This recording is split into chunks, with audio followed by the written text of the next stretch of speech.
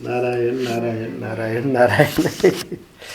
श्री राम जय राम जय जय राम। 21 दिसंबर आनंद रस रत्नाकर। पूज्य महर्षि के गर्भ स्तुति प्रवचन में बिखरे मोती। तो आज का पृष्ठ और कल का पृष्ठ, दोनों पृष्ठ जो है उसको ले सकते हैं, क्योंकि 21 और 22 25 से तो है हमारे पास, 23 24 2 दिन का बचेगा। 2 दिन का फिर जब शुरू करेंगे तब ले लेंगे। तो पूज्य महर्षि के गर्भ स्तुति प्रवचन में बिखरे मोती में एक तो जो कल शाम को, कल के पृष्ठ में जो आया था भगवान के चरणारविंद, तो ये बड़ा क्या कहना संयोग की बात है कि उसी की चर्चा यहाँ हो रही है। आज है गर्भ स्तुति से और कल था भागवत दर्शन से। तो चर्चा क्या हो रही है कि भगवान के चरण कमल का आश्रय लो, और कल का था भगवान के चरणारविंद अंत में। तो कह रहे महर्षि की संपूर्ण दुखों की दवाई यही है कि भगवान के चरण कमल का आश्रय लो, अपने मन को दुनिया से उठा लो, ले चलो भगवान के चरणों में। अब ऐसी आदत डालो कि जैसे गर्मी पड़े अथवा बरसात हो तो अपने मकान में चले आते हैं। इसी प्रकार जब संसार में कहीं दुख मालूम पड़े, चिंता मालूम पड़े, शोक मालूम पड़े, भय मालूम पड़े, तो झट अपने घर में घुस गए, अर्थात भगवान के चरण कमल की जो शीतल छाया है उसमें जाकर चिपक गए। देखो तब मजा आवेगा। तुम्हारे सब दुखों की यह दवा है। शरीर में रोग हो तो वैद्य की दवा करना, लेकिन तुम्हारे मन में कोई दुख हो तो भाई मेरे भगवान के चरण कमल का चिंतन करना, उसी समय तुम्हारा सारा दुख दूर हो जाएगा। कल भी यही बात बताई थी कि कल्पित चरणारविंद ही आपके दुखों को दूर करने में समर्थ है। फिर आपके हृदय में यदि भगवान के सच्चे चरणारविंद स्थापित हो जाए तो कहना ही क्या है। और अंत में एक बात और जबरदस्त बताई थी कि भगवान के चरणारविंद जिसके हृदय में आ जाते हैं उसको छोड़ते नहीं हैं। क्यों नहीं छोड़ते हैं? क्योंकि भगत उनको प्रेम की रस्सी से बांध लेता है। तो ये जो बात है, इसी में ये आज की बात समझ में आ जाएगी कि शरीर में रोग हो तो वैद्य की दवा करना, लेकिन तुम्हारे मन में कोई दुख हो तो भाई मेरे भगवान के चरण कमल का चिंतन करना, उसी समय तुम्हारा सारा दुख दूर हो जाएगा। भगवान के चरणारविंद को कभी भुलाओ मत, यही संपूर्ण दुखों की दवा है। ये तो हो गया। 2 छोटे छोटे प्रसंग और हैं। एक तो मंत्र महर्षि को किसी ने, महात्मा ने बताया था, या स्वयं महर्षि की ये स्फुरना होगी, क्योंकि महर्षि कहते हैं कि हमारा महात्मा अंदर रहता है, वो हमको बताता है। तो हाथ खींचो। हमको बचपन में एक महात्मा ने एक मंत्र बताया था, वह तुम्हारे समझने के लिए बताता हूँ। मंत्र है हाथ खींचो। तो जहाँ फंसने का डर लगे वहाँ से अपना हाथ खींच लो। 4 आदमी बात कर रहे हो और ऐसा मालूम पड़े कि अब आगे लड़ाई का मौका आ रहा है, तो चुप हो जाओ, बात काट दो। अच्छा, जब लोग संसार के राग द्वेष की बात करने लगे तो झट बात का रुख भगवान की ओर मोड़ दो। प्रसंग को काटना सीखो। अगर मन कहीं बाहर जा रहा हो तो झट बोलो। क्या बहुत बढ़िया महर्षि दे रहे हैं शब्द। मन बाहर जा रहा है तो उसको, मन को क्या बोलो? जीवन सर्वस्व, प्राण वल्लभ, हरदेश्वर, गोपी रमन, राधा रमन, श्री कृष्ण, श्याम सुंदर, पीताम्बरधारी, है ना। और उस प्रसंग को मन में से निकाल दो। इसीलिए विष्णु सहस्त्र नाम है। बहुत से लोगों को विष्णु सहस्त्र नाम कंठस्थ है। हमारे बिमलान जी को कंठस्थ था। तो यात्रा होती थी तो महर्षि बोलते थे कि विष्णु सहस्त्र नाम सुनाओ। तो ये यहाँ तो 8 नाम दिए हैं, तो विष्णु सहस्त्र नाम करने लगो, है ना। तो क्या कह रहे हैं कि अगर मन कहीं बाहर जा रहा हो तो झट, है ना, प्राण वल्लभ, हृदयेश्वर, गोपी रमन, राधा रमन, श्री कृष्ण, श्याम सुंदर, पीताम्बरधारी, और उस प्रसंग को, यानी जो कि मन बाहर जा रहा है ना, तो वो प्रसंग है एक, मन को हम नहीं चाहते कि वो बाहर जाए, तो उसको मन में से निकाल दो। बोले कैसे? बोले ये निकालने की युक्ति है, एक को भरोगे तो दूसरा अपने आप ही निकल जाएगा। वो रामकृष्ण परमहंस ने छुड़वाई थी शराब एक व्यक्ति की। बोले कि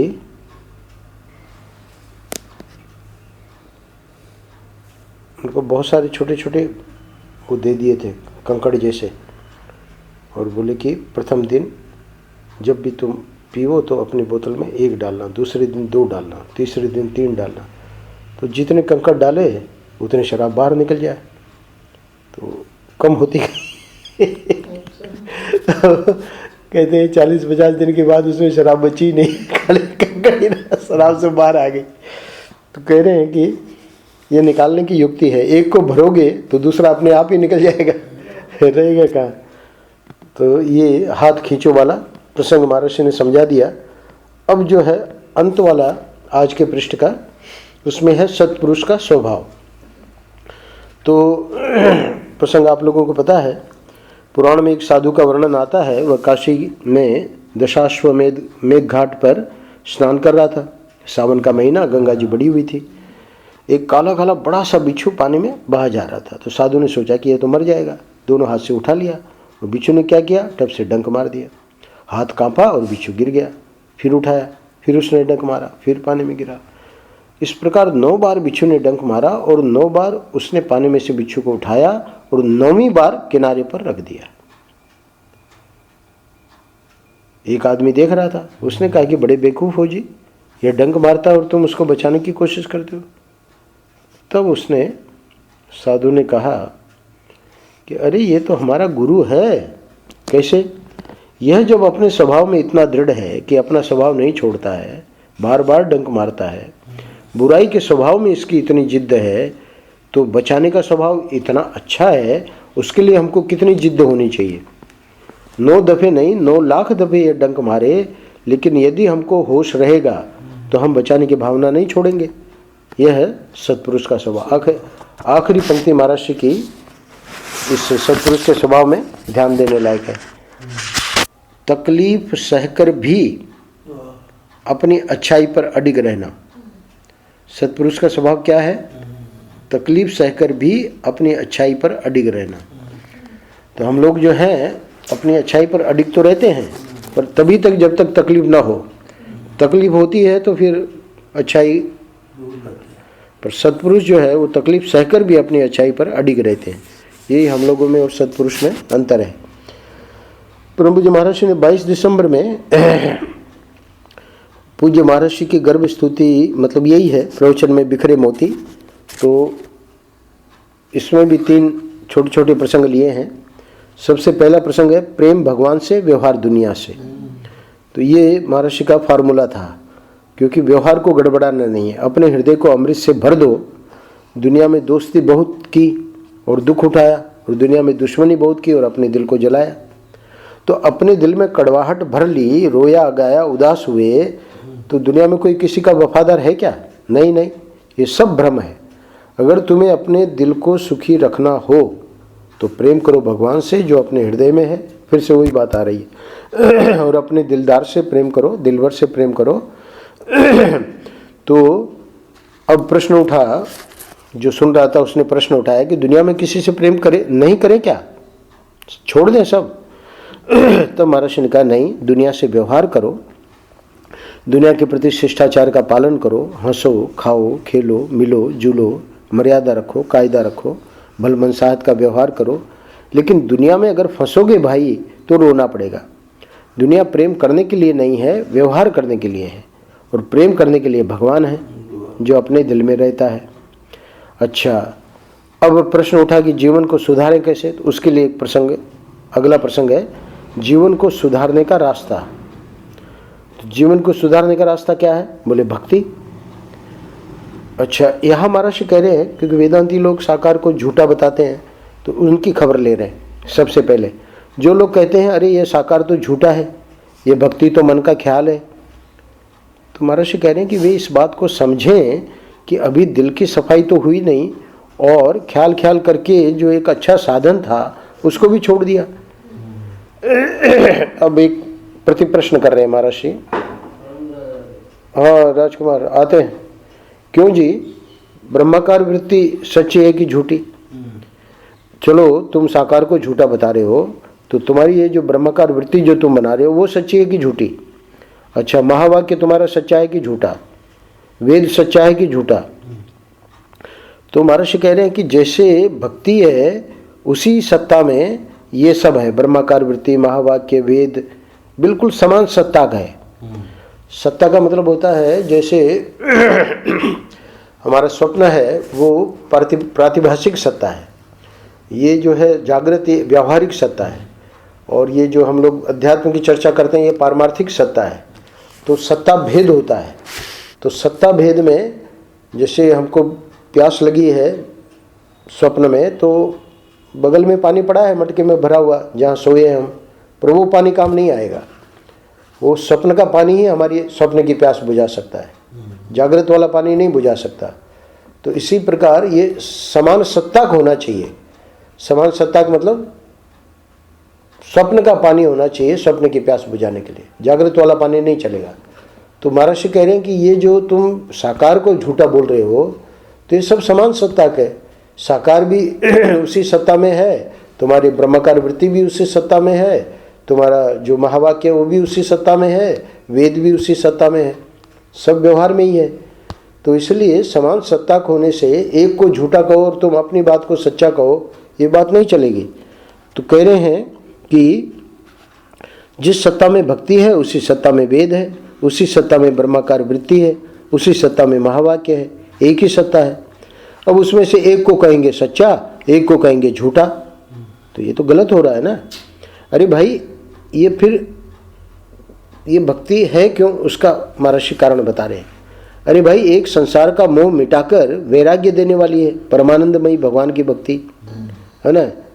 तो भगवान की भक्ति का जो उपयोग है वो संसार के मोह को तो मिटाया नहीं, और बस मिथ्या मिथ्या झूठी झूठी कह दिया, है ना, तो वो गलत हो गया। अच्छा जैसे योग है, तो योग चित्त का विक्षेप मिटाता है, तो उसका भी उसका उपयोग है, समाधि देने वाला योग है। कोई वासना मिटाने वाला है, वासना कौन मिटाएगा, भक्ति। कोई विक्षेप मिटाने वाला है, विक्षेप कौन मिटाएगा, योग। और ये वेदांत क्या करता है, बोलिए वेदांत अज्ञान को मिटाएगा। तो अज्ञान मिटाने वाला है। अलग अलग जो है, अलग अलग दवा अलग अलग रोग के लिए है। तो कोई वासना रोग है तो उसको भक्ति बताएंगे, जब विक्षेप वाला रोग है तो उसको योग बताएंगे, अज्ञान वाला रोग जिसको है तो उसको ज्ञान बताएंगे। है तो सबके सब उपाय साधन, क्यों भक्ति का तिरस्कार करते हो। तो भक्ति के तिरस्कार करने वालों की खबर लिए इसमें कि इसलिए जीवन को सुधारने का रास्ता है भगवान की भक्ति। जोड़ो संबंध भगवान से और बोलो भैया राम राम, कृष्ण कृष्ण, शिव शिव। अपने जीवन में भगवान की भक्ति ले आओ, इसी में भला है। और आखिरी प्रसंग जो है छोटा सा है, 3 पंक्ति का, सद्गति। तो सद्गति में महर्षि ने बताया है कि जो ईश्वर का भजन नहीं करेगा वह संसार का भजन जरूर करेगा।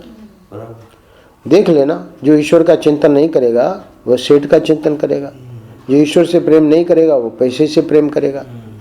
तो ईश्वर का भजन अथवा ईश्वर का चिंतन अथवा ईश्वर से प्रेम नहीं हो रहा है तो फिर किससे हो रहा है, संसार से, सेठ से, पैसे से। बिना प्रेम किए कोई नहीं रह सकता।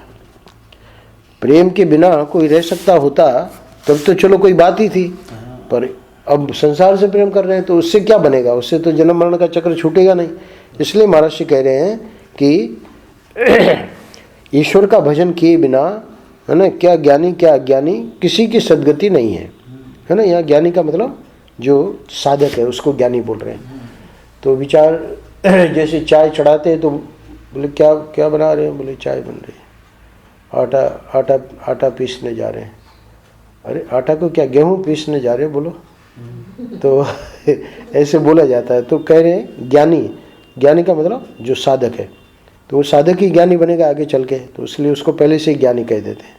डॉक्टरी में व्यक्ति जाता है, डॉक्टर कैसे हैं आप, अरे अभी डॉक्टरी डिग्री कहाँ है, अभी तो भर्ती हुआ है।